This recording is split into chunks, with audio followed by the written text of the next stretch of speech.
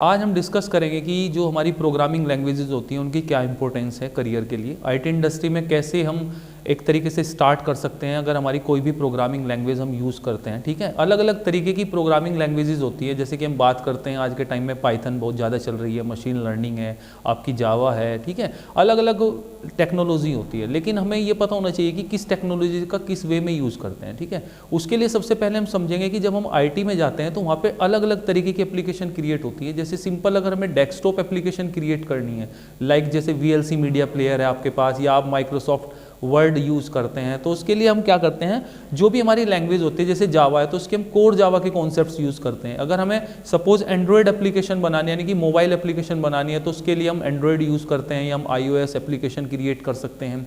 Android अगर हम कर रहे हैं तो उसमें हम जावा कोडिंग यूज़ करते थे। ठीक है, अब हमें क्या है कि जावा की जगह अब हम गो लैंग्वेज यूज़ करने लगे। सिमिलरली फिर हम वेब एप्लीकेशन की बात करते हैं, तो वेब एप्लीकेशन के लिए भी हमारे पास अलग अलग प्रोग्रामिंग लैंग्वेजेस है। जावा में हम JSP सर्वलेट्स यूज़ करते हैं, पाइथन में हम एडवांस पाइथन यूज़ करते हैं, पाइथन के कुछ फ्रेमवर्क्स होते हैं।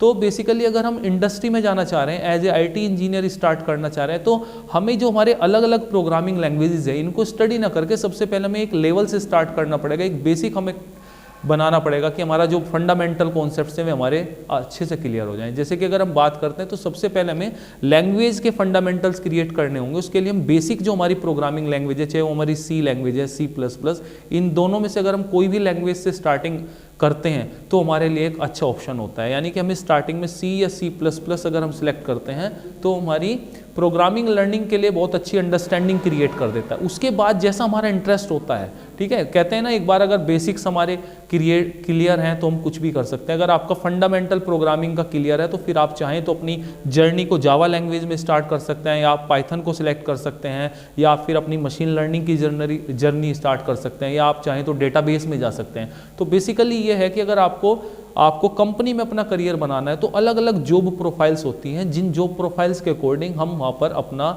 जो हमारा कोर्स होता है उसको हम सिलेक्ट करते हैं। ठीक है, thank you so much for watching.